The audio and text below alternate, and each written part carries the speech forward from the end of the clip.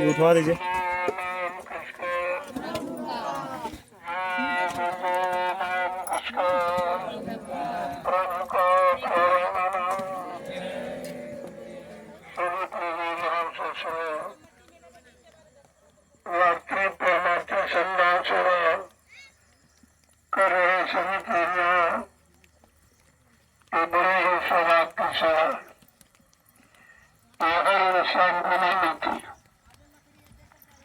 जब तमाम जन्मों का पुण्य इकट्ठा होता है तब ऐसी परमार्थी सेवा करने का मौका मिलता है। जिस सेवा से इतनी तरह की लाइलाज बीमारियां बड़े सारे कष्टों से लोग परिवार दुर्घटनाएं मौत की हो जाती। ये परमार्थी सेवा का लाभ है। जो लाभ में जाते यकीन नहीं दे सकता। जो जवान से लाभ नहीं मिलेगा तो इस परमार्थी सम्मान सेवा का लाभ है। इसलिए ज्यादा प्रेमियों को सेवा करनी है। आप किसी बहन का प्रयोग मत करो तो प्रेमियों की सेवा बाधित हो जाएगी। वो समय निकाल कर छुट्टी लेकर आए हैं सेवा के उद्देश्य। तो जब तुम चीजें पूछ रहे हो जब प्रेमियों की सेवा बाधित कर रहे हो तो आप अपना डबल नुकसान करते हो। ये संगत का डबल नुकसान है। ये कमेजा आपको भोगना पड़ेगा। इसलिए कोई काम बगैर पूछे मत करो। बगैर पूछे करोगे आपको कोई जानकारी दूरगामी है नहीं कि आगे क्या होने वाला है और क्या होने जा रहा है। इसलिए बगैर पूछे कोई काम मत करो, नहीं बजाय लाभ के आपका नुकसान हो जाएगा। अब प्रेमी दूर दराज से आए चल के कि चलो आश्रम पर चलेंगे सेवा करेंगे सेवा, और तुमने यहाँ गाड़ियाँ चलाना शुरू कर दी प्रेमी बैठ गए। ये कौन सा लाभ तुम्हारा था? ये संगत का नुकसान आप करो। जो भूख रहे हो इनकी गाड़ियाँ चल रही कितने डीजल खराब किया और कोई काम नहीं हुआ। जो पेड़े लगवाने हैं तो आपको ये सब करने की क्या जरूरत है? बात तो समझते नहीं हो। मनमानी तरीके से करने लगते हो और बजाय लाभ के नुकसान कर बैठते हो। इसलिए जो प्रेमी आए हैं इनको सेवा करने दो। ये सेवा के उद्देश्य से आए हैं। इनके उद्देश्य में बाधक मत बनो, न तुम्हारा नुकसान हो जाएगा।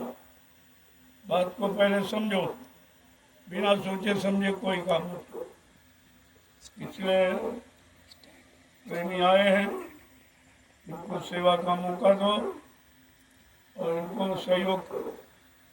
जो तुम्हारे से हो सकता है इनका सहयोग करो ताकि ये सुचारू रूप से अपनी परमार्थी सेवा कर सके। एक तो बेचारों को मौका नहीं मिलता, घर गृहस्थी में इतना फंसाव है, किसी तरह मौका निकाल के आए तो तुम बाधक बन गए। तुमने गाड़ियाँ चलाना शुरू कर दी और सब प्रेमी बैठ। मैं 1 घंटे से ही देख रहा, ये सब प्रेमी बेचारे बैठ गए। इतना तुम ट्रैक्टर से सेवा कर रहे हो तो हमको आने की जरूरत क्या? फिर ये टोलियों का आह्वान क्यों किया गया? क्यों टोलियाँ बुलाई गई? इनका मतलब क्या है? जब तुम्हें गाड़ियों से ही काम लेना है। सेवाएं तो कहीं आती नहीं, जमीन से 2 पैसे कभी पैदा होते नहीं। आखिर गाड़ियाँ कहाँ से चलेंगी? इन पर भी तो विचार आपको करना चाहिए।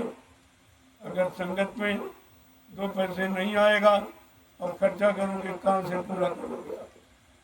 सोचना चाहिए आपको कि संगत पर कितना बोझा है। इतनी मेहनत से प्रेमी सेवा कर रहे हैं, अब तक करोड़ों रुपए तुम्हारे खर्च हो जाते हैं और तुम प्रेमी नहीं करा सकते। ये प्रेमियों की मेहनत है, ये उनकी आस्था है, उनका विश्वास। उनके आस्था विश्वास में आप बाधक मत बनो, ये भारी नुकसान हो जाएगा तुम्हारा। इसलिए हर बात पर विचार करके क्या करो। कोई काम करो तो सोच विचार के करो। जय गुरुदेव, जय गुरुदेव, जय गुरुदेव। देखो मैंने सुबह कहा था और रोज ही कहता हूँ जब से पेड़ आए हैं कि हर प्रेमी 5 पेड़ लगाएगा। ये सबसे बड़ी सेवा है पेड़ लगाना। एक पेड़ लगाना एक बच्चे का पालन पोषण के बराबर है। जैसे बच्चा पाला पोसा जाता है, इससे पेड़ पाला पोसा जाता है। अपने देश में पेड़ का कितना मांग, सरकार कितना पेड़ लगवाती है, वृक्षारोपण अभियान चल रहा है, और तुम्हारा इतना बड़ा काम होने जा रहा है जो हर एक कर नहीं सकता। इसलिए पहले आप उस काम को समझो, ये काम किस तरह का है। हमें कोई मुनाफा नहीं जमीन से लेनी, लेकिन कुछ तो काम ऐसा हो जो लोगों के काम आए। अगर काम भी नहीं आए तो जमीन लेने का मतलब ही क्या है? जमीन से क्या आपका मतलब निकलेगा? ये बड़े बड़े जंगल, भीषण कटीले जंगल और बड़े बड़े नाले जो प्रेमियों ने सिर पर मिट्टी रखकर ये पूरा किया, तुम्हारी मुस्का है ये? और तुम करोड़ों रुपए खर्च करके ये काम नहीं करा सकते थे जो प्रेमियों ने अपने परिश्रम से करके दिखा दिया। आप उनके परिश्रम की कदर नहीं करोगे तो दोष तुमको लगेगा। सीधी मोटी बात सुन लो, आपको दोष लगेगा। इसलिए ये सेवा करने आए हैं, इनको सेवा करने दो। अपनी बुद्धि मत लगाओ, बुद्धि लगाकर तुम अपना और संगत का नुकसान कर लोगे, लाभ आपको कुछ नहीं मिलेगा। क्योंकि तुम्हें मालूम नहीं कि आगे क्या होने वाला, क्या होने जा रहा और किस काम की ये तैयारी हो रही, तो आपको कुछ पता नहीं है। जो कहा जाए उस करो, उसी में तुम्हारा भला है। जय गुरुदेव। जय गुरुदेव। देखो समय तो हो गया है, अब पेड़ अगर लगाना शुरू करोगे तो 12 बजे, थोड़ा सा पेड़ है 12 बज जाएंगे। तो प्रेमियों को भोजन कब मिलेगा? आज पूरा दिन तुम्हारा खलमंडली में चला गया, बेमतलब के झंझटों में। थोड़ा अगर सहनशीलता सीख लो तो कुछ नहीं होगा, कुछ भी नहीं, क्योंकि तुम यहाँ कुछ करने आए हो। तुम मुनाफा और खेती ये व्यापार करने नहीं आए हो, परमार्थ करने आए हो। इसलिए परमार्थी कार्य में कोई बाधा न पड़े वो काम करो। बाधा पड़ती हो फौरन पीछे हट जाओ, उसकी कोई ज़रूरत नहीं है। वो समय खुद ही सबको परिणाम दे देगा। वो समय आ रहा है जब न्याय दूध का दूध और पानी का पानी हो जाएगा। आपने जो ज़मीन खरीदी है वो कोई नहीं ले सकता, किसी की हिम्मत नहीं है, क्योंकि ये ज़मीन लिखा पढ़ी में है, सरकार के यहाँ उसका पैसा दिया गया है, ऐसे नहीं दी। इसलिए हमारे पास पूरी ज़मीन का प्रमाण है, और किसी के पास ऐसा प्रमाण हो तो आकर के दिखा दे, वो तुम्हारी मान ली जाएगी। लेकिन बगैर प्रमाण के हम कोई बात मानने वाले नहीं हैं। इस बात को ध्यान में रखिए। इसलिए आप अपना काम करो, हम अपना काम करें। हमारे काम में न तुम बाधा डालो, न हम तुम्हारे काम में बाधा डालो। हमको तुम्हारी ज़रूरत ही नहीं है। तुम जो कर रहे हो उस काम को हमको ज़रूरत नहीं है। हमारे यहाँ भी तुमसे खराब लोग हैं, वो भी ये कर सकते हैं, लेकिन इनको हमने ऐसी शिक्षा नहीं दी। जो तुम करते हो वो शिक्षा यहाँ नहीं दी गई। इस बात का हमेशा ध्यान रखिए, अच्छा रहेगा। पारस्परिक प्रेम प्यार मोहब्बत से रहो। एक जगह रहना सबको है, ज़मीन यहीं पड़ी रहेगी, सब लोग चले जाओगे, ज़मीन यहीं रह जाएगी, इसको तो कोई ले ही नहीं जा सकता। ये बात तुम्हारे दिमाग से निकल गई है और तुम छोटी छोटी बातों में झगड़ा झंझट करते हो। इससे आपको क्या मिलेगा? इससे कोई लाभ मिलने वाला नहीं है, कोई मान सम्मान इससे मिलने वाला नहीं है। इसलिए बात को समझो। पहले कोई काम करो सोच समझ के, नहीं तो आप पूछ लो। मैं तो हर तरह का न्याय करने के लिए तैयार हूँ। हमको अन्याय थोड़ी चाहिए, हमको किसी की एक इंच जमीन नहीं चाहिए। हम अपनी छोड़ सकते हैं लेकिन किसी की लेंगे नहीं, ये सब जानते हैं, पूरा हिंदुस्तान जानता है, ये बताने की जरूरत नहीं है। जय गुरुदेव। जय गुरुदेव। जय गुरुदेव। जय गुरुदेव। तो अगर पेड़ लगवाना तो जल्दी से 5-5 पेड़ प्रेमी लगाएंगे। अब 1 घंटे में लग जाएंगे सब। और लोग जो है लगाने को कर अरे पीछे लोडर वृक्षारोपण ये ऑक्सीजन पैदा करने की भूमिका है। इस बात को ध्यान में रखिए, अगर वृक्ष नहीं होंगे तो जीवन नहीं होगा, और जीवन अगर सुचारू रूप से चलाना है तो वृक्षों की कदर करो, इनको लगाओ, काटो नहीं। मैं देख रहा हूँ कितने पेड़ यहाँ काटे जा रहे हैं। यही तुम्हारे दुख का कारण है, यही तुम्हारी मुसीबत आपत्ति का कारण है कि आप प्राकृतिक संपत्ति को नाजायज तरीके से प्रयोग कर दो। ये पेड़ प्रकृति की देन है, ये तुमने नहीं लगाए तो तुम्हारा काटने का अधिकार नहीं है। अगर नहीं मानोगे तो कुदरत की तरफ से सजा पा जाओगे। हमारा काम बताने का है, मानना न मानना आपका काम है, लेकिन कुदरत की तरफ से सजा पाओगे। वृक्षों का होना अति अनिवार्य है। ये वर्षा का अनियमित ढंग से ज़्यादा होना, कम होना, बिल्कुल नहीं होना, ये सब इसी के लिए है।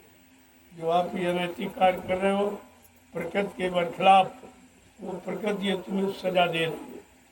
इस बात का तुम भूल गए ध्यान, क्योंकि तुम अपने अज्ञानता में इतने लिप्त हो गए हो, अच्छी सच्ची बात तुम्हारी समझ में आती नहीं। जय गुरुदेव, जय गुरुदेव, जय गुरुदेव, जय गुरुदेव, जोर से बोलो, जय गुरुदेव, सब मिल बोलो, जय गुरुदेव, बोलना होगा, जय गुरुदेव, अभी से बोलो, जय गुरुदेव, दुख दर्द हरेंगे, जय गुरुदेव, सब कष्ट मिटेंगे, जय गुरुदेव, सुख शांति भी देंगे, जय गुरुदेव, सबके दाता, जय गुरुदेव, सबके मालिक, जय गुरुदेव, प्रेम से बोले, जय ये गुरुदेव। नाम नहीं इंसान का, यह नाम है प्रभु का, ये काम नहीं इंसान का, यह काम है प्रभु का। जो इंसान नहीं कर सकता वो काम आपको करके दिखाएगा। फिर भी न समझ पाओ तो इसके लिए क्या समझाएगा। सब कुछ तुम्हारे सामने हो रहा है, तुम्हें बार बार मौका दिया जा रहा है कि अब भी ठीक हो जाओ, अब भी सुधर जाओ, क्योंकि जो तुम कर रहे हो ये तुम नहीं जानते हो, लेकिन वो सब देख रहा है। उसकी आंखों से, आंखों पर कोई पर्दा नहीं है, वो तो सब देख रहा है। इसलिए बार बार महात्मा आपको संकेत करते हैं कि दुनिया के काम कभी कम न होंगे। अफसोस है एक दिन हम तुम न होंगे, हमारा तुम्हारा यहाँ से चलना हो जाएगा, जमीन चल के नहीं जाएगी। वो अपनी जगह पर, ये अचल संपत्ति ये अपनी जगह पर रहेगी, और इसी पर कोई अच्छा काम कर लोगे तो आपका नाम हो जाएगा, और नहीं तो जमीन तुम्हारे हाथ लगने वाली नहीं। ये तो आपसे वैसे भी छूट जाएगी, लेकिन बात समझ में तुम्हारे नहीं आ रही, और उसी की तुम सजा पा रहे हो। कष्ट, मुसीबत, बीमारी, महामारी, झगड़े झंझट आप कर रहे हो, उसका कष्ट उठा रहे हो।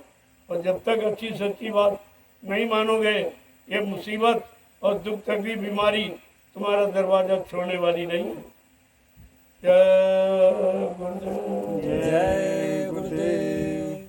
जो लोग थक गए हैं या बैठे हो प्रसाद ले, धीरे धीरे प्रसाद लेते जाओ।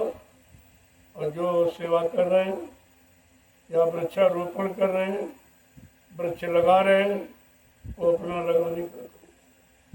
वैसे इस समय लगाना ठीक नहीं है, रात हो गई। क्योंकि जो पेड़ लगाओ उसमें 2 लीटर पानी आपको तुरंत डालना चाहिए, ताकि रात भर में जड़ पकड़ ले। इस तरह लगा दोगे कोई मतलब नहीं निकलेगा। आप तो जानते नहीं हो, ये बालू है, ये नमी वैसे भी ज़्यादा शोषण करती है, इसमें यानी मतलब नमी रोकने की क्षमता नहीं है। और पेड़ को नमी चाहिए। जो लगाया जाता है तो जड़ें उखाड़ के आप लाए हो तो जड़ों का संबंध मिट्टी से ख़त्म करके आप ले आए हो, लिहाजा जब पानी मिलेगा तब ये जड़ को पकड़ेगी। अभी आपके पास पानी की व्यवस्था नहीं, टैंकर अभी नहीं ला पाए हो, 2-2 टैंकर तुम्हारे पास खड़े हैं। जो काम करना चाहिए वो नहीं करते, जो नहीं करना चाहिए उसी में समय खराब करते हो और प्रेमियों का भी समय खराब करते हो। ये 2 नुकसान आप कर रहे हो। कम से कम सोचो, जो काम सुचारू रूप से कर सको, जिस काम में सबका लाभ हो, सबको सेवा मिले, वो काम आपको करना चाहिए। इसलिए मैं कहता हूँ जो भी काम करो शाम को योजना बनाओ और सुबह शुरू कर दो। जो शाम को योजना नहीं बनाएगा वो कभी काम सुचारू रूप से कर नहीं पाएगा, क्योंकि योजना में तुम्हारा दिन चला जाएगा, फिर आप काम करोगे कब। इसलिए कम से कम विचार करो, नहीं मालूम तो पूछ लो, सब कुछ बता दिया जाएगा इस तरीके से आपको कौन सा काम करना। तो जो लोग पेड़ लगा रहे हैं, वृक्षारोपण कर रहे हैं, पानी है नहीं तो ये काम कल जब पानी की व्यवस्था, तुरंत पौध लगाओ, पीछे से तुरंत पानी दो, तब ये जड़ पकड़ेंगे। ऐसे खोस के चले जाओगे ये जीव के 200 के बराबर हो, कुछ नहीं कर पाओगे। पेड़ भी चले जाएंगे, प्रेमियों की मेहनत भी चली जाएगी और समय भी आप खराब करोगे। ये 3 नुकसान करोगे तुम, तो ये नुकसान का खामियाजा तुम्हें भरना पड़ेगा। इसलिए ध्यान से सुनो, जो करना है उसके बारे में पहले सोच विचार करो, तब आप सफलतापूर्वक कोई कार्य कर सकते। बिना विचारे जो करे सो पाछे पछताए, काम बिगाड़े अपनो और जग में हो आशा। इतना बड़ा सूत्र लिख के रखा गया है, इस पर तुम विचारे नहीं कुछ करते हो तो फिर सफलता कैसे प्राप्त हो। जय गुरुदेव। जय गुरुदेव। जो प्रेमी थक चुके हैं या बैठे हैं वो आकर के प्रसाद है। वैसे प्रसाद का लाभ सेवा करने के बाद ही मिलता है। जब सेवा नहीं करो प्रसाद में उसका कोई किसी तरह का लाभ नहीं है। वो तो नाश्ता जलपान में बदल जाएगा, प्रसाद में नहीं बदलेगा।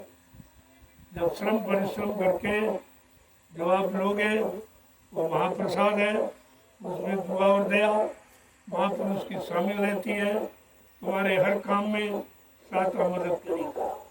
ये रोज बताया जाता है और फिर भी आप गलती करते हो, फिर भी बोल करते हैं। जो नहीं जानते हैं फिर उनकी बात छोड़ दो। तुम्हें तो रोज पढ़ाया जाता है कि प्रसाद का मतलब क्या, सेवा का मतलब क्या, सेवा से क्या लाभ है, प्रसाद का क्या लाभ है, ये सब जानकारी आपको दी जा रही रोज, और फिर भी आप गलती करते हो।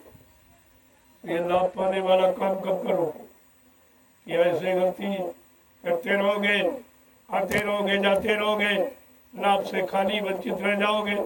फिर इसका आने का यहाँ मतलब क्या।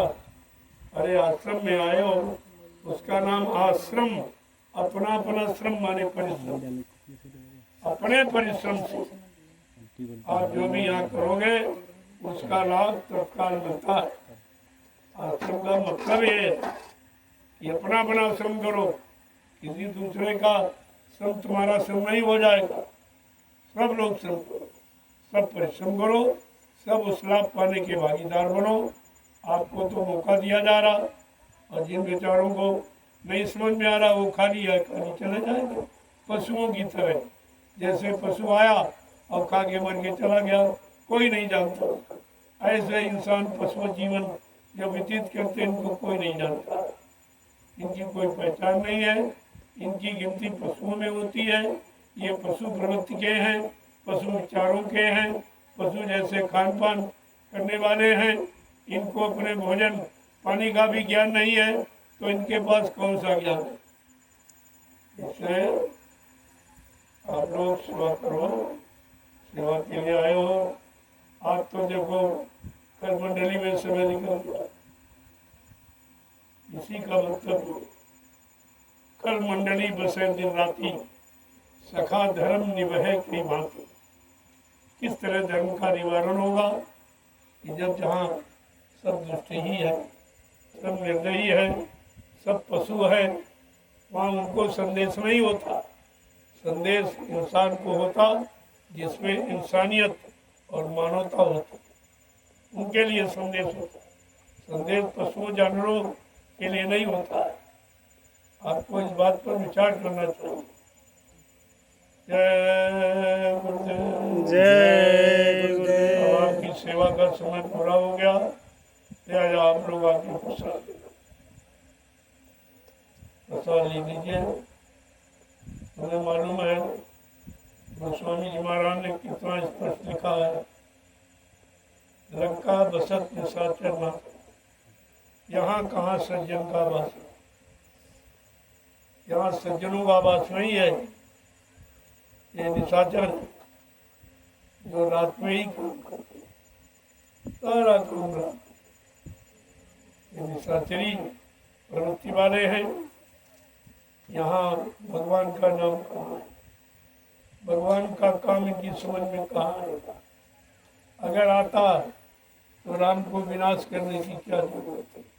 अगर धर्म कर्म समझ लेते तो कृष्ण भगवान को महाभारत करने की क्या जरूरत है। ये तो प्रमाण आपके सामने है कि राम रावण संग्राम क्यों हुआ, महाभारत क्यों हुआ।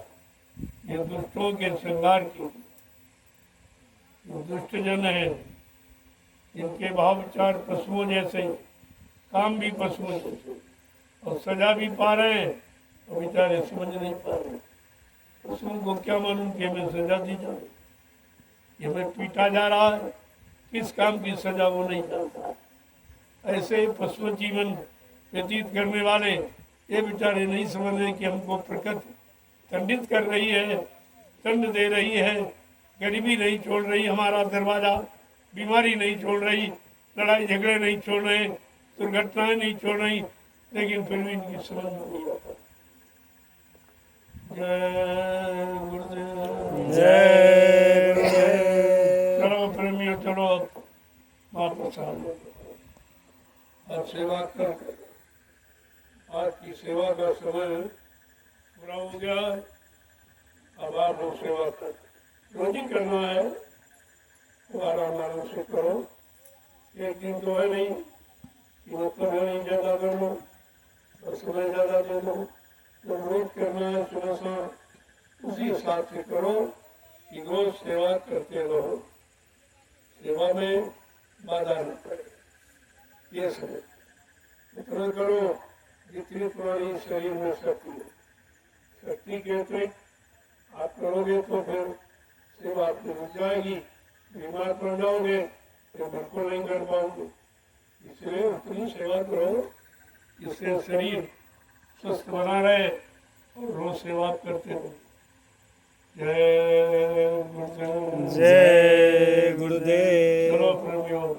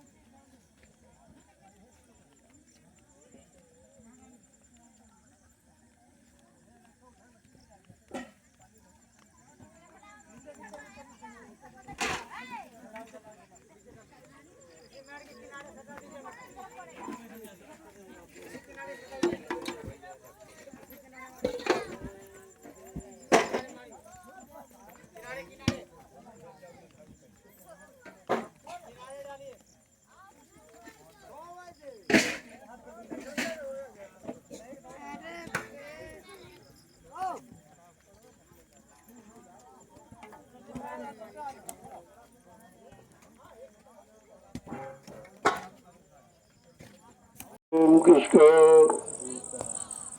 जय गुरुदेव नाम कृष्ण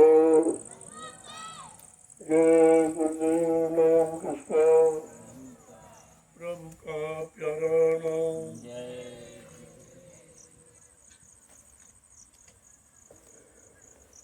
रात्रि परमात्मा सम्मान सेवा कर रहे हैं सभी प्रेमियों में जब जीव का स्वभाव उदय होता है तो ऐसी घड़ी परमात्मा की होती है, क्योंकि आज कलयुग में परमात्मा का अभाव है। परमात्मा शब्द नहीं कोई जानता है, न परमात्मा को चुनना चाहता है, क्योंकि स्वार्थ सबने समा गया। स्वार्थ के अलावा जो कुछ सोची विचार नहीं कर पा रहा और इतना स्वार्थ में डूब गया है कि बुद्धि का विवेक ज्ञान शून्य हो गया। जब सत्संगों में आओगे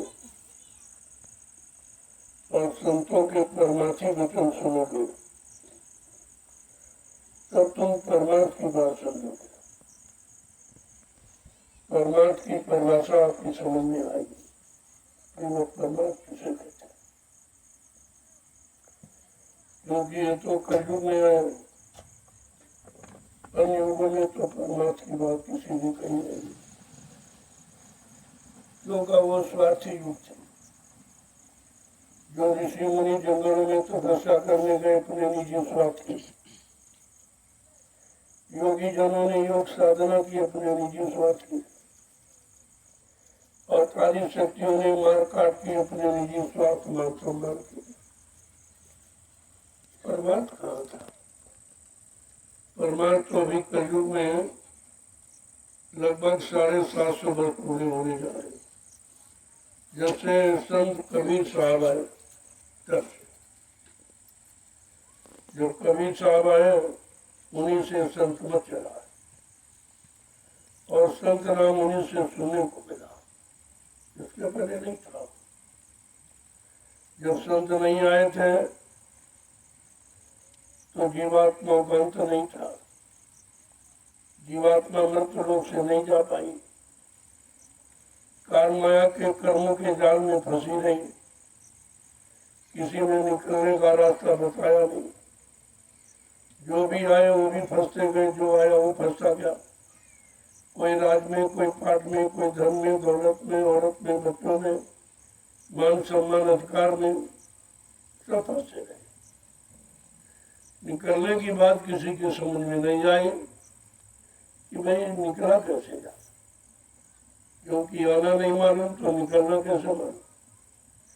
यही पता नहीं जीवात्मा कैसे आई है और क्यों आई है, किस कारण आई है और कहां से आई है। ये जानकारी तो संतों ने दी, बाकी किसी को नहीं मालूम। तभी तो संत महापुरुषों ने कहा कि गिरी बदरिया पाप की बरस रहे अंगार, और संत नाते जगत में तो जड़ मरता संसार। सारा संसार, सारी सृष्टि जन्म मरण से छुटकारा नहीं पा सकती थी अगर संत महापुरुषों का आगमन इस भारत भूमि पर न हुआ होता। लोगों कितनी बड़ी बात। अब सारी समस्याओं का समाधान लेकर संत अपनी इच्छा से आए। देखा कि जीवात्माओं को फंसे कितने युग निकल गए, बेचारी घर नहीं पहुंची, तो कहते हैं लाग दया कोमल की संता। तब संतों के हृदय में दया उठी। उन्होंने अपना सत्लोक मंडल छोड़कर मृत्युलोक मंडल में अपनी जीवात्माओं को जगाने के लिए, घर पहुंचाने के लिए आ गया, इसलिए आया। इनका आगमन इसलिए भारत भूमि पर हुआ। यही बात तो लोगों की समझ में नहीं आ रही कि संतों का आगमन क्यों हुआ और ये पहले युग में क्यों नहीं आए। अच्छे अच्छे युग थे, 1-1 लाख वर्ष उम्र वाली शरीर, मन की ताकत हाथी के बराबर, इंद्रियों में पूर्ण संयम का बैराग, खान पान कर्म सब अच्छे थे, तब क्यों नहीं संत आए। उन्होंने कलयुग में आना चाहता था। क्यों? जिनका कोई सहारा नहीं होता, उन बेसहारों का सहारा बनने के लिए उन गंदे जीवों को पाक साफ निर्मल पवित्र बनाने के लिए उन्होंने मृत लोक में कलयुग में आना पसंद किया और आकर जीवों को जगाने लगे, जगा करके घर पहुंचाने का रास्ता बताने लगे।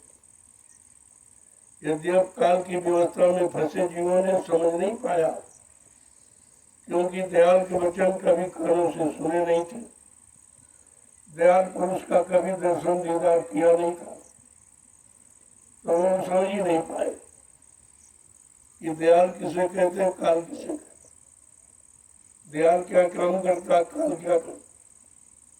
उन्होंने कहा है भाई काल फंसाने का काम करता है और दयाल निकालने का काम करता है, दोनों का एकदम विरोधाभास है, एक दूसरे से मिलते जुलते नहीं। काल फंसाने का काम करता है, दयाल निकालने का काम करता है। अब जीव को ये विचार करना चाहिए कि हम फंसाने वाले का हाथ पकड़े कि निकालने वाले का हाथ पकड़े। ये तो जीवों को सोचना चाहिए। तुम्हें अपने घर जाना है या काल माया के देश में मार खा के रहना, इसी में रोज जन्म मरण के चक्कर में फंस के रहना कि हमेशा के लिए अपने घर जाना। ये विचार करना चाहिए। ये विचार जब भी करोगे जब विचारमान संत महापुरुष मिलेंगे जिनके अंदर उच्च विचार है, उच्च करने कराने की शक्ति और सामर्थ्य, उनके सन्निकट जाओगे, उनके सत्संग वचनों को सुनोगे, तब तुम्हारी बुद्धि में आएगा कि हमें क्या करना चाहिए, किनका साथ करना चाहिए, किनका साथ नहीं करना चाहिए, किनको छूना किनको नहीं छूना। यह छुआछूत है, गंदे खराब कर्मों की छुआछूत, गंदे खान पान की छुआछूत ये है। कोई आदमी की छुआछूत नहीं है, उसके गंदे खान पान गंदे कर्मों को ये छुआछूत। इसी छुआछूत से दूर रखने के लिए संत महापुरुषों ने आपको शाकाहारी बनने का संदेश दिया। शाकाहारी बनो, जीव को बनाओ। जब तक जीव अपने वास्तविक खान पान में नहीं आएगा तब तक जीवन का सुख आनंद नहीं मिलेगा, बीमारियों से फुर्सत नहीं मिलेगी, लड़ाई झगड़ों से, दैवी प्रकोपों से, दुर्घटनाओं से, अकाल मौत से आपको फुर्सत नहीं मिलेगी। समझना तो ये है, लेकिन ये कोई समझाने वाला नहीं। जिसने खुद अपने आप को समझा और अपने मन को समझा लिया और विकारों वासनाओं से दूर कर लिया, वो तुम्हें भी अलग कर देगा, तुमको भी अलग कर देगा अगर उसके संपर्क में आ गए तो। जैसे चुंबक आप जानते हो, चुंबक के पास कितना खूबसूरत सिक्का ले जाओ, अगर उसके अनुसार उसमें गुण नहीं है तो वह आकर्षित नहीं करेगा, उसके आकर्षण में नहीं जा सकते। और कितना भी मतलब मेरा कुछ रहा गंदा हो, लेकिन अगर चुंबक के अनुसार गुण है तो उनको अपनी तरफ खींच लेगा, फिर अपने अनुसार उनको पाक साफ पवित्र करेगा, उनको धोएगा, उनके अंदर से बुरे भाव विचारों को निकालेगा, बुरे वासनाओं से अलग करेगा। ये सब करके तुमको एकदम निर्मलता साफ कर देगा। लेकिन ये काम उसी के बस का है जो सदगुरु की शरण में गया और उनके आदेश हुक्म को माना, उसने अपना काम बना दिया। और उन्हीं को आदेश होता कि जाओ जीवों को संदेश दो, उनको भी बताओ, गुरु बन के नहीं उनके रक्षण करो, उनकी सेवा का भाव रखकर कि चलो इनका भी कल्याण हो जाए, इनका उद्धार हो जाए। ये बनकर आपको हमें आपको सहयोग करना है। सहयोग की भावना अगर है तो इससे उच्च विचार बिल्कुल नहीं। और सहयोग अच्छे काम का, बुरे काम से अलग करना और अच्छे काम में लगाना, इस सहयोग की आवश्यकता है। अगर सब लोग इसी तरह से एक दूसरे का सहयोग करने लगे, अच्छे मार्ग की तरफ ले जाने का, अच्छे कर्म सिखाने कराने का, अच्छे मानवीय खान पान यानी शाकाहारी सदाचारी ब्रह्मचारी बनने का अगर यह संदेश हिंदुस्तान में प्रारंभ हो जाए तो उसी को सतयुग कहेंगे। उससे जो व्यवस्था बनेगी वो सतयुगी व्यवस्था कहलाएगी। सतयुग कोई आदमी इंसान का नाम नहीं है जो महात्मा किसी देश से ले आएंगे आपको पकड़ा देंगे। वो तुम्हारे अंदर ही मौजूद है। 24 घंटे में अपने आप को देखो, कितनी बार तुम सत्युग में जाते हो, कितनी बार कलयुग में जाते हो। जब किसी के प्रति दया और निर्मल प्रेम का भाव होता है और सहयोग की भावना होती है कि अच्छे रास्ते पर इसको ले आया जाए, बुरे भाव विचार इसके अंदर से निकाल दिए जाए, का वो सत्युग की व्यवस्था कहलाती है। सबको सुख, सबको शांति, अपने जैसा दुख सबका दुख समझकर उसके दुख को दूर करना, ये मानव का सच्चा कर्म है। ये सच्चा कर्तव्य है जिसके बारे में मानव भी सोच ही नहीं पा रहा कि हमारा वास्तविक मानव धर्म क्या है, हमारा वास्तविक मानव कर्म क्या है। जिस दिन हम धर्म कर्म को जान जाएंगे तो फिर किसी चीज को जानना से बाकी नहीं रहेगा। यही जानना है कि हमारा मानव कर्म क्या है, हमें कैसे कर्म करने चाहिए, क्योंकि कर्म भी खान पान पर आधारित है। जैसा करो आहार वैसे बने विचार, यानी जैसा भोजन करोगे वैसे विचार पैदा होंगे। आहार से विचारों का जन्म होता है। जब तुम्हारा आहार गंदा हो गया, तुम्हारे विचार गंदे हो गए, तुम्हारी सोच गंदी हो गई, तुम्हारा देखना सुनना उठना बैठना बोलना चलना करना कराना सब गंदा हो गया। इसी को कहते हैं कलयुग आ गया।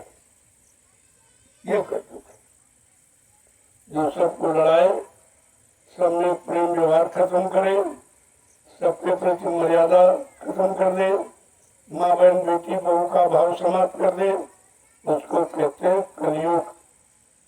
और इस समय कितना प्रबल है आप देख रहे, चारों तरफ कलयुग का बोलबाला। महापुरुषों ने कहा कलयुग घेरे चारी ओर, मनवा जइहो को नहीं। अरे मन तू कहाँ जाएगा, तो कलयुग के घेरे में बैठा है। चारों तरफ कलयुग ने तुम्हारे पहरा लगा दिया, अपने पहरेदारों का, काम को अहंकार, उन पहरेदारों से तुम बच के नहीं निकल सकते। और किसी पहरेदार को तुम परास्त नहीं कर सकते। सारे ने पहरेदारों ने तुमको परास्त किया, काम ने तुमको परास्त किया, क्रोध ने तुमको परास्त किया, लोभ मोह अहंकार ने तुमको परास्त किया, ईर्ष्या राग द्वेष ने तुमको परास्त किया। जब सिंधियों ने तुमको परास्त किया है, अब तुम इनको कैसे परास्त कर सकते? तो संतों ने कहा नहीं, कोई चीज असंभव नहीं। संत दरबार में, संतों की शरण में असंभव शब्द बना ही नहीं। वो असंभव को संभव बनाते हैं, न होनी को होनी में बदल देते हैं। ये संतों की शक्ति का प्रभाव। तभी तो अगर ऐसा न होता तो आवाज क्यों लगाई गई कि कलयुग को भगाऊंगा और सतयुग को लाऊंगा। ये कितनी जबरदस्त आवाज है। अगर क्षमता शक्ति नहीं है तो कलयुग से तो कोई जीत नहीं पाया। कलयुग ने सबको परास्त किया और कितने युगों से तुमको परास्त कर रहा है और अभी तक तुम उसके सामने टिक नहीं पाए। लेकिन आज सम्राट महापुरुष ने एक अनोखी आवाज भूमंडल पर लगा दी कि कलयुग को भगाऊंगा और सतयुग को लाऊंगा। किसी के सहारे, किसी के बलबूते पर नहीं, अपनी तपस्या त्याग के बल पर 1000 वर्ष के लिए सतयुग लाऊंगा और जितने जीवों को नाम से जोड़ा, जब तक उनकी जीवात्मा को घर नहीं पहुंचा दूंगा, मैं इस मानव शरीर को छोड़ के जाने वाला नहीं हूँ। ये कितनी बड़ी बात है। और तुम सब बोल गए हो, जब गुरु वचनों को भूल जाओगे तो शंका संदेह बोल में चले जाओ, और यही तुम्हारी परेशानी, दुख तकलीफ का कारण है। तो इसलिए एक एक वचन को बड़ी गंभीरता के साथ, ये वचन किताबों में नहीं मिलेंगे और कोई आपको बताएगा नहीं, क्योंकि ये जानकारी किसी के पास नहीं है कि कलयुग का समय कैसा, इतना खराब कैसे हो गया, अब इसे अच्छा कौन बना पाएगा, या अच्छे में इसको परिवर्तित कौन कर देगा। ये तो शक्ति सामर्थ किसी में न राजा में है, न प्रजा में, न ज्ञानी ध्यानी विज्ञानियों में। ये शक्ति केवल वक्त मुर्शिद समय के सदगुरु में और किसी में। और समय का सदगुरु कौन है? क्योंकि तुम्हारे पास तो कोई पहचान है नहीं। जब तुम गुरु को नहीं पहचान पाए हो तो सदगुरु को कैसे पहचानो? तो बहुत बड़ी चीज है। लेकिन तुम्हारे सामने जिक्र किया गया सदगुरु का, कि बिना सदगुरु के कोई जीवात्मा काल माया के देश से निकल के अपने घर नहीं जा सकता। वो सदगुरु का काम, गुरु का काम है राजपाट दिलाना, धन दौलत मान सम्मान अधिकार दिलाना, पद पत्नी बाल बच्चे दिलाना, ये गुरु का। सदगुरु का काम सत्य मन ईश्वर गुरु माने मिलाने वाला, जो ईश्वर ब्रह्म पार ब्रह्म महाकार सत्पुरुष से मिलाए, दर्शन दीदार कराए, प्रेमी उसको कहते हैं सतगुरु, ईश्वर का गुरु। कितना बड़ा परिचय है, जो परिचय किसी ने नहीं दिया वो परिचय आपको मिला। इसीलिए जो काम कोई नहीं कर पाया वो काम करके दिखाया जाएगा। लोगों ने थोड़ा बहुत काम किया, जिनको आपने भगवान का, उन्होंने हिंसा की, मारकाट किया, खून खराबा किया तो किया। लेकिन कलयुग का महापुरुष, कलयुग का की परिवर्तनकारी शक्ति ये पाठ नहीं दोहराएगी मारकाट वाला। वो अपनी वैचारिक क्रांति के द्वारा देश दुनिया में परिवर्तन करके दिखा देगी। इन्होंने तो देशी प्रदेशी परिवर्तन किया रामकृष्ण ने, लेकिन बच्चे समय का सदगुरु विश्व परिवर्तन की आवाज लगा रहा कि सारे विश्व की व्यवस्था बदल जाएगी। आप मेरे पास जो भूमिका है, जिस भूमिका के आगे एक दिन सारा विश्व नतमस्तक हो जाएगा, ये सब बातें आपको समझनी चाहिए। धीरे धीरे जब संदेशों को सुनोगे तो आपको समझ में आ जाएगा। पहली बात तो संदेश कहीं है नहीं, किसी से मुझसे आप सुन नहीं पाओगे, न कोई ये संदेश आपको देगा, क्योंकि ये संदेश परमार्थ का है और लोगों को अपने निजी स्वार्थ की चिंता है कि हमको राज मिल जाए, हमको पाठ मिल जाए, धन दौलत मिल जाए, हमारा हमको अधिकार, हमको मतलब अधिकारी बन जाए, कर्मचारी। लेकिन भक्त बनने के लिए कोई नहीं तैयार, कोई ये नहीं कहता कि हम भक्त बन जाए। राम ने अपने मुरीदों को, जो उनके मानने वाले थे, सबको भक्त बनाया। कृष्ण ने अपने मुरीदों को भक्त बनाया। ये भक्त बनाने का काम परमात्मा का है और संत महात्मा का है। ये भक्त बनाते, न गुरु बनते, न गुरु बनने का आदेश देते। इस बात को ध्यान में रखना चाहिए। यहाँ इस तरह का संदेश मुख्य संत मत में नहीं होता। न वो गुरु बनते, न गुरु बनने का आदेश। भक्त बनो, भक्त बनने का अधिकार है, लेकिन भगवान बनने का अधिकार नहीं है। शिष्य बनने का अधिकार है, लेकिन गुरु बनने का अधिकार। ये बात दिमाग में बैठा लो। अगर ये नहीं करोगे तो तुम्हारे पर कोई दोष नहीं लगे। गोस्वामी जी महाराज ने रामचरितमानस के उत्तरकांड में गुरु शिष्य के बारे में स्पष्ट कहा कि हरे शिष्य धन शोक न हरई, सो गुरु घोर नरक मापनी। अगर शिष्य के को जन्म मरण से छुटकारा नहीं दिला सकता, उसकी जीवात्मा को परमात्मा से नहीं मिला सकता, तो गुरु बनने का अधिकार नहीं है। अगर मान सम्मान दान दक्षिणा रुपया पैसा सामान के लिए अगर झूठा गुरु बनता है तो नर्क में जाएगा। वो नर्क में जाने की तैयारी कर रहा है। कितना साफ साफ रामचरितमानस आपको इशारा करता है। हरे शिष्य धन शोक न हरई, सो गुरु घोर नरक। जो शिष्य के दुख को दूर नहीं कर सकता, सबसे बड़ा दुख क्या है? रामचरितमानस कहती जन्म मरत असे दुख हुई। जो जन्म मरण की असहनीय पीड़ा को नहीं हर सकता या जन्म मरण से छुटकारा नहीं दिला सकता, 7 जन्म आगे 7 जन्म पीछे जीव के पाप कर्मों को नहीं धो सकता है, वो मृतलोक मंडल में गुरु बनने का अधिकारी नहीं है। अगर बनेगा तो नरक में जाएगा। सीधा संदेश है, लेकिन कौन मान रहा? यहाँ कोई शिष्य और भक्त बनने को तैयार नहीं है, सब गुरु बनने के लिए तैयार। और गुरु की परिभाषा कितनी कठिन है। गु माने अंधकार, रू माने प्रकाश। जो अंधकार से प्रकाश की तरफ, अधर्म से धर्म की तरफ, झूठ से सत्य की तरफ, दानवता से मानवता की तरफ जीव को ला करके खड़ा कर दे, ऐसी चेतन शक्ति को मृत्युलोक मंडल में गुरु कहते हैं। यह है गुरु की परिभाषा। आपको ये लागू करना चाहिए।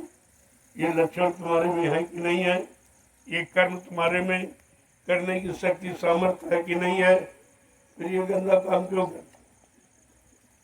गोस्वामी महाराज कहते अगर वो नहीं मानता है, ऐसा गुरु अजगर बने, चेला चीटी होए और नोच नोच के खाए। अपना सब दान दक्षिणा रुपया पैसा दिया वो सब वसूल कर लेंगे। एक एक पैसा आपकी नसों से वसूल कर लिया जाएगा। ये संत मत है। इसमें झूठ छल कपट, ये बेईमानी, ये धोखाधड़ी, ये स्वार्थ लोभ लालच, ये चलने वाला नहीं है।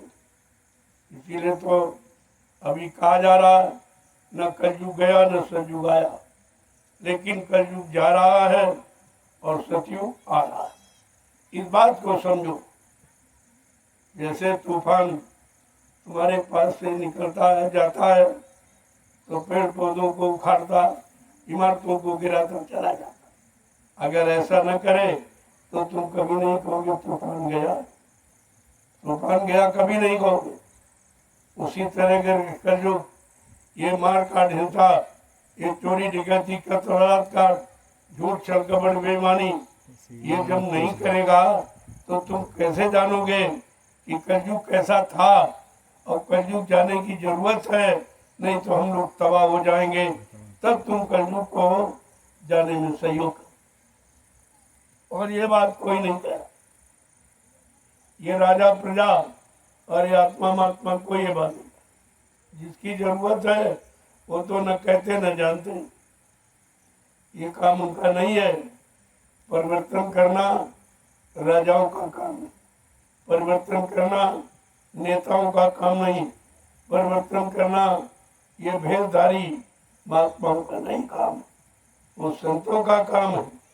संत से बिल्कुल बहुत दूर बैठे, एकदम सादगी में, तुम उनको पहचान ही नहीं सकते। वो शक्ति के भंडार है। वो परिवर्तन करने आए और परिवर्तन करके दिखा देंगे आप। लेकिन थोड़ा इंतजारी सबने की। जिनको भगवान कहते हो, चाहते तो अयोध्या से फौज ले आते लंका पर चढ़ाई करते थे, लेकिन नहीं, उन्होंने 14 वर्ष इंतजारी की है। कहाँ? जंगल में, गृहस्थी में नहीं, राजपाट अयोध्या में नहीं की इंतजारी, जंगल 14 वर्ष की। इतिहास को उठाकर देखो कि बिना इंतजारी का कोई इतिहास नहीं। इतिहास इंतजारी का, परिवर्तन इंतजारी ही परिवर्तन का माध्यम है। और आज सबने किया तो आपको भी करना। कृष्ण ने इंतजारी किया, लेकिन बाबा जी ने तो कितनी बार कहा कि भगवान राम को परिवर्तन करने में 14 वर्ष लग गए, भगवान कृष्ण को 18 दिन लग गए, लेकिन बच्चा कलयुग का परिवर्तन करने में हमको 18 मिनट भी नहीं लगेंगे। इस बात को नहीं तुम्हारी समझ में आया? कैसा समर्थ महापुरुष है जो कलयुग जैसे खराब युग को 18 मिनट में बदल सकता है, वो कितना महान है। लेकिन बात समझ में क्यों नहीं आती? क्योंकि आपने उनकी मानता को समझा, उनकी मानता को जाना, इसलिए तुम्हारी समझ में नहीं आ रहा। लेकिन महापुरुष कभी किसी रात को छिपाते नहीं। गूढ़ हो तत्व न संत दुराऊ, जीवात्मा परमात्मा के गुण राज को संत महात्मा कभी छिपाते नहीं, वो खोल के कहते। मानो न मानो ये तो तुम्हारा काम, लेकिन वो खोल के कहते, और इतना सरल करके कि हर जीव कर सकता। छोटा बड़ा गरीब अमीर, पढ़ा लिखा अनपढ़, किसी जात पात का, परमात्मा पाने का अधिकार सबको। उसमें कोई जाति पाति लागू नहीं होती, जात पात पूछे नहीं कोई, और हरि का भजन सो हरि करो। कितना साफ साफ ये मतभेद अलग कर दिया। संतों ने किसी रात को कभी छिपाया नहीं है, जो जीवों के लिए लाभकारी, लाभ देने वाला।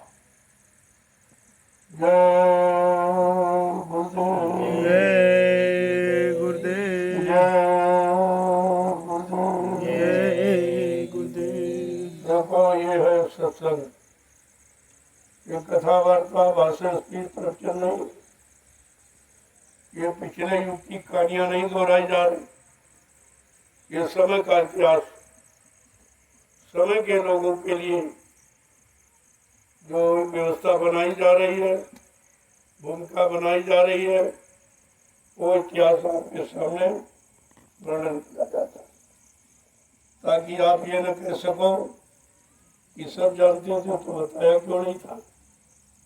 बताना चाहिए था।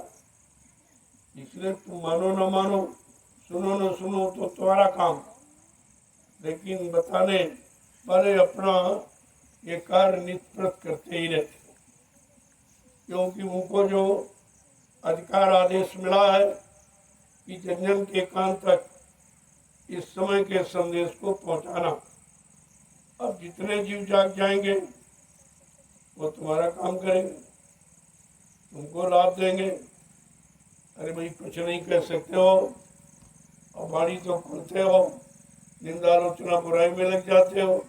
उसकी जगह पर यह समय का संदेश जो जीवों के हित में है, संत महापुरुषों ने जो दिया है, उसको जन जन के कान तक पहुँचाना, ये मानव का असली कर्म धर्म है। इस समय कलयुग का कर्म यही, कलयुग का सच्चा धर्म यही कि लोगों में मानवता, इंसानियत, प्रेम, प्यार, मोहब्बत, सेवा या सदाचार, परमात्मा की यादगार आ जाए। मानव के मन मस्तिष्क में माँ बहन बेटी बहू की फर्क पहचान आ जाए, तो इससे बड़ा और धर्म क्या, इससे बड़ा और संदेश समय का क्या। इसी की जरूरत है। पिछले युग की कहानियां दोहराने से ये समय का काम नहीं होगा, समय का परिवर्तन नहीं होगा, समय का सुधार समय के वचनों से महापुरुषों की होगा। तो आपको तो ध्यान में रखना चाहिए।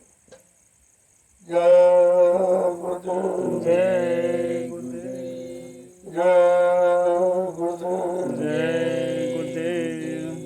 आप लोगों ने बड़ी मेहनत की।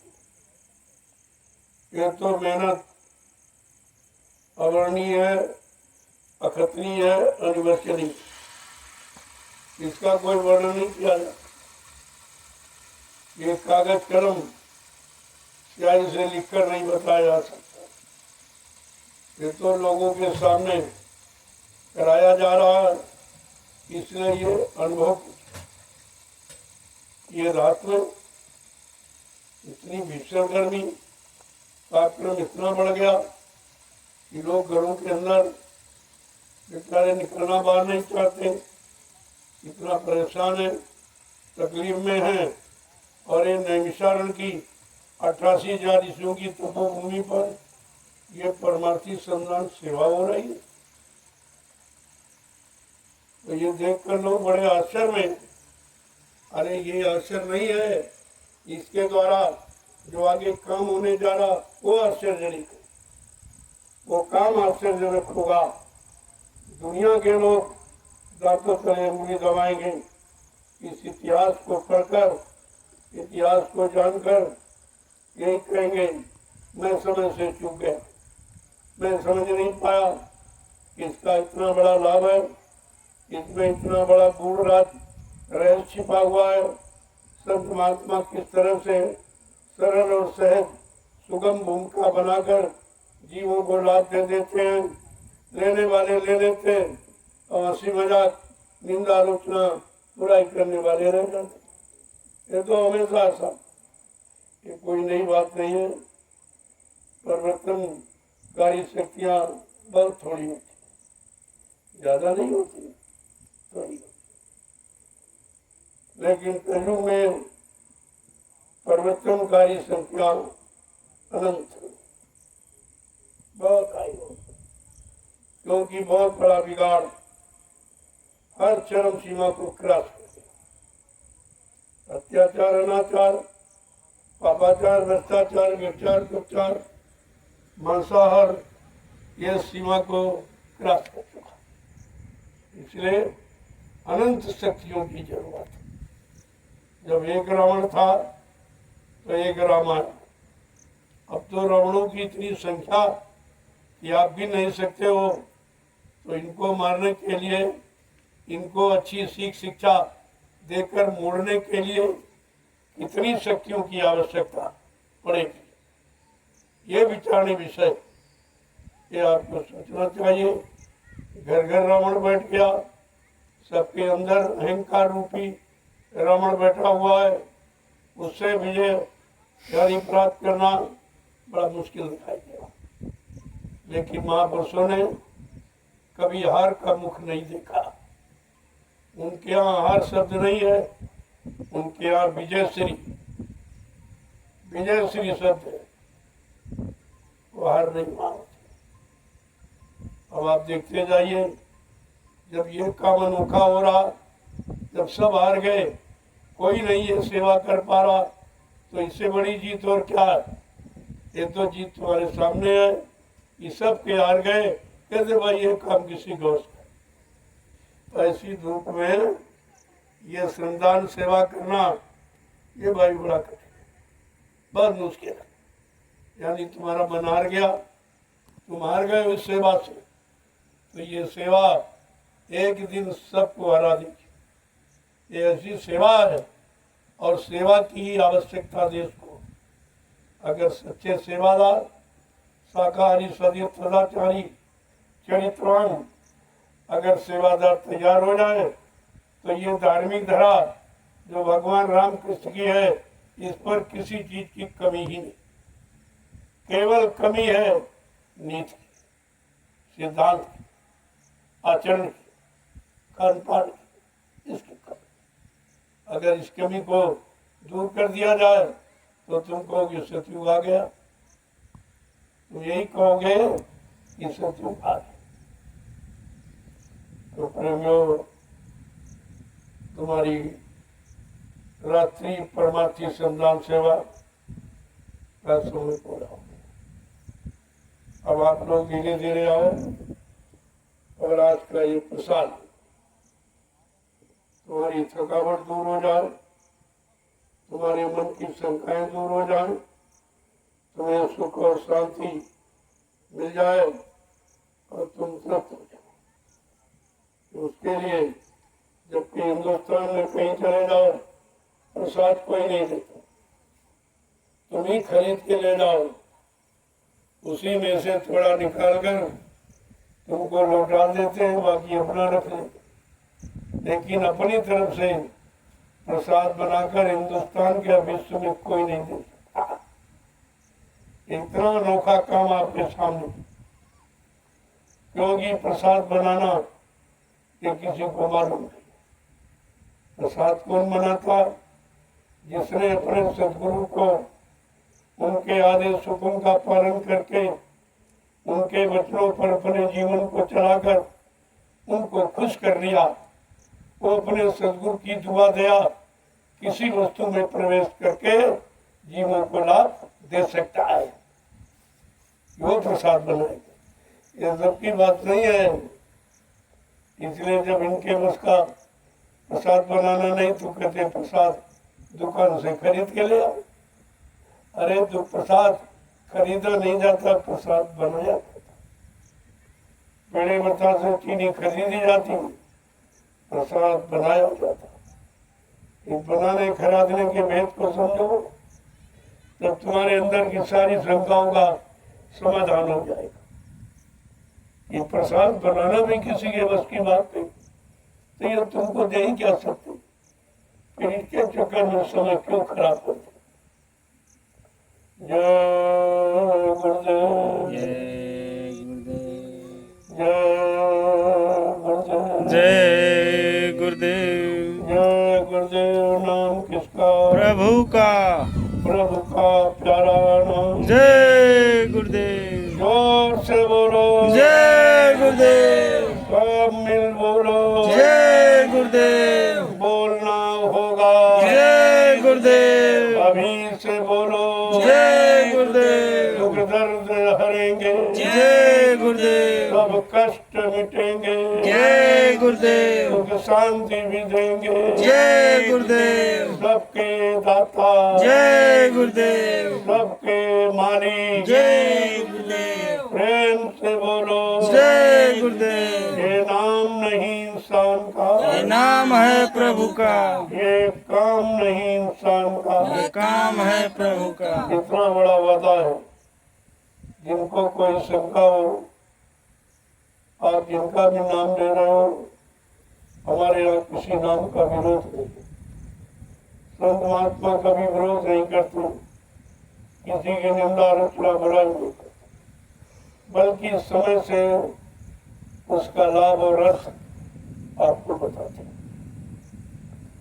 हरियुग का समय बता रहा, हरियुग में नया पुरुष नए नाम को जगाया। सतयुग में योगियों ने हरि नाम जगाया, त्रेता में ऋषि मुनियों ने राम नाम जगाया, द्वापर में कृष्ण नाम जगाया गया।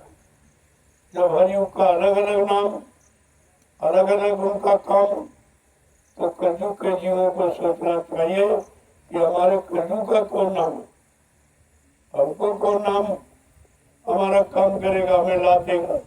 तुम इतना भी नहीं विचार कर पाए हो पिछले इतिहासों को पढ़कर। ये कलयुग का जगाया, ये जय गुरुदेव नाम प्रभु का, ये प्रभु का नाम है जगाया हुआ। कम से कम विचार, प्रभु से बढ़ के क्या, सारी सत्ता प्रभु की है। मृत्यु लोक से लेकर और बीच के जितने लोग और सबसे ऊपर सत्य लोग, वहां तक ये प्रभु की सत्ता है। आज वो प्रभु सत्ताधारी स्वतः मानव चोला धारण करके मृत्यु लोक मंडल पर आ गया और प्रभु नाम का प्रचार करा रहा, प्रभु नाम से जीवात्माओं को जगा रहा, प्रभु नाम का बेड़ा भवसागर में लगाकर जीवात्माओं को परमात्मा से मिलाने का वादा कर रहा। इससे बड़ी सच्चाई और क्या हो सकती। अरे भाई, जब तुम्हारा काम कोई न करे, आप जो गुरुदेव नाम की परीक्षा करके देखो, तब मानो आप। आपको ऐसे थोड़ी कह रहा, जब तुम्हारा काम कोई न करे और चारों तरफ से आप हार गए, जिनकी पूजा कर रहे हो, जिनका नाम ले रहे हो, वो भी तुम्हारा काम नहीं करे। जब चारों तरफ से हार जाना तो अंत में जय गुरुदेव नाम की परीक्षा कर लेना। लेकिन शाकाहारी बनकर करोगे तो पूरा लाभ मिलेगा। ये परहेज है। तो शाकाहारी रहकर अगर मुसीबत आपत्ति में जय गुरुदेव नाम लोगे तो तुमको मदद मिलेगी, तुम्हारा सहयोग। जो काम कहीं से नहीं हुआ वो काम जय गुरुदेव नाम से आपका हो जाएगा। और इससे बड़ी और क्या सच्चाई आपसे? ये तो परीक्षा करके देखो तब मानो। हम थोड़ी कह रहे ऐसे मान लो परीक्षा। लेकिन और किसी नाम में ये नहीं कहा परीक्षा करके मानो। ना तुमने हरि नाम की परीक्षा ली, न सीताराम की परीक्षा ली, न राधा कृष्ण की परीक्षा ली, न शंकर जी की परीक्षा, न हनुमान जी की, न देवी देवताओं किसी की आपने परीक्षा नहीं। और फिर भी आप मानते हो। मैं तो कह रहा हूँ कि गुरुदेव नाम की परीक्षा करके देखो तब मानो। तुम्हारा काम हो जाए तो मान लेना ये समय के प्रभु का नाम है, तब आप मान लेना। तो इससे और सरल उपाय आपके लिए क्या? न कोई दक्षिणा, न कोई रुपया, न कोई पैसा, न कोई सामान, ये नहीं मांगा जाता। प्रभु तो देता है, वो लेता नहीं है। वो देने का काम करता। तो प्रभु नाम जब लोगे तो वो सब कुछ देगा, सुख शांति देगा, दुख को दूर करेगा, मुसीबत दूर करेगा, शंकाओं का समाधान करेगा, भूत प्रेतों से नजात दिलाएगा। ये सब काम होगा। आज भी हम झंडे से प्रभु नाम की महिमा सारे हिंदुस्तान को बता रहे कि तुम्हारा भूत प्रेत कहीं न जाए तो आ जाओ ज्ञान आश्रम में, झंडे की परिक्रमा करो, भूत प्रेत चला जाएगा। कोई दक्षिणा नहीं, कोई चढ़ावा नहीं, कोई फूल पत्ती अगरबत्ती, कुछ नहीं। आपको देना नहीं, लेना ही नहीं। और फिर भी आप चूक गए और नहीं ले पाए तो फिर तुम जानो तुम्हारा काम जानो। जय गुरुदेव। जय गुरुदेव। और प्रेमियों चलो धीरे धीरे महाप्रसाद को ले लो। देखो कुदरत आपने आपकी फरियाद को सुनी, आपकी तपस्या पूरी हुई कि आज तुम्हारे साथ होकर आपको ठंडक आराम दे रही कि तुम सेवा से उब रहे थे कि सेवा से कोई फायदा नहीं है, कोई लाभ नहीं है। तो देख लीजिए तुम्हारे कहने सोचने से क्या हो रहा है, कितना बड़ा लाभ हो। अब तो आपको ये हो रहा कि रात भर करते रहे सेवा, कोई परेशानी। लेकिन नहीं, मेरे यहाँ समय नहीं, फिर करना, फिर मौका मिलेगा। तपस्या भी कर लिया, अब वो तपस्या का सुख भी आपको तत्काल मिल गया, तत्काल लाभ आपको देखो मिल रहा। अभी तक पसीना ही पसीना, एकदम मतलब यानी तपस्या में एकदम आप ही गए थे। लेकिन अब देखिए वो तपस्या का फल देखो कि तत्काल एकदम परिवर्तन, एकदम आपको ठंडा ठंडा कर दिया। और सारी परेशानी और तकलीफ और गर्मी साथ दूर भाग गई। तो सेवा में क्या नहीं? अरे सेवा में मेवा मिलती जो कहा गया वो गलत नहीं है, लेकिन तुम इंतजारी के पहले ही मांगने लगते, मजदूरी पूरी नहीं हुई पहले ही मांगने लगते। अरे वो समय निश्चित है, यहाँ हर चीज का घड़ी मुहूर्त दिन तारीख समय सब निश्चित, उसके पहले कुछ नहीं। और जब समय आ जाएगा तो कोई रोक नहीं पाएगा। ये सब चीजें याद रखनी चाहिए। जय गुरुदेव। जय गुरुदेव। चलो प्रेमियों चलो, और धीरे धीरे महाप्रसाद ले लो। अब आपको सुख का अनुभव कर रहे हो। देखो प्रसाद का लाभ सुख की बेला पर मिला। जब आप पूर्ण संतुष्ट, एकदम शांत, बिल्कुल हर तरफ से ठंडक की एहसास के सारी गर्मी समाप्त। तो देखिए अब ये प्रसाद का गुण क्या है? ये आपको मन को शांत कर देगा।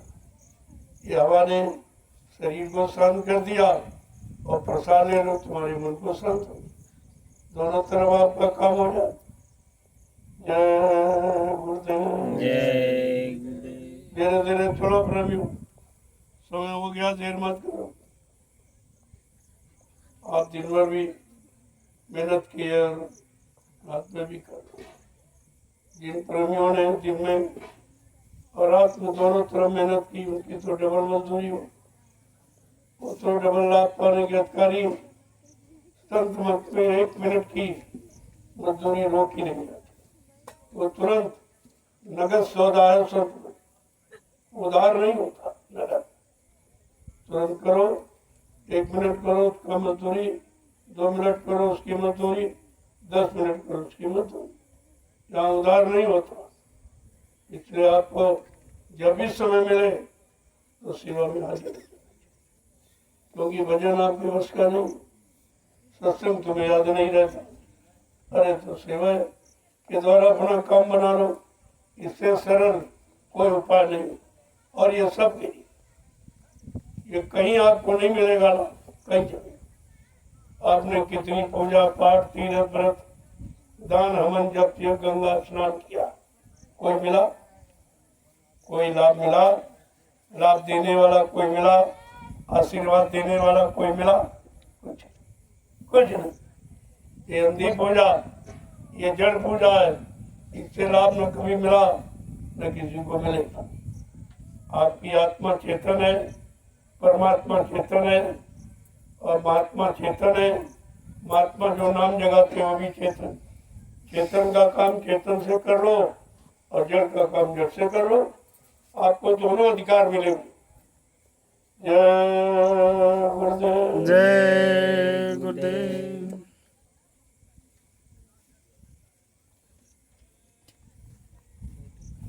क्या टाइम? 10 बजे। प्रेमियों को स्वामी जी महाराज सेवा के बाद प्रसाद दे रहे हैं।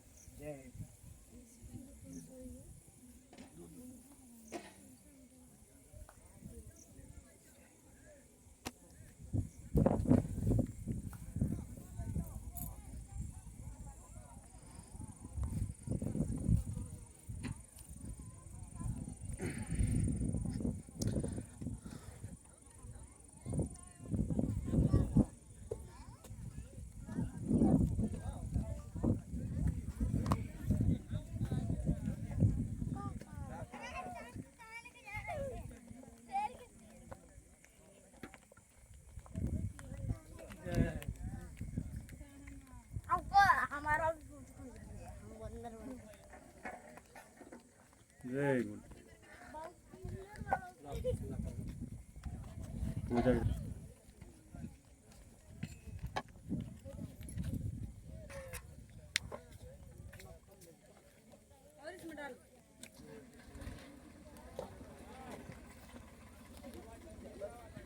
पूजा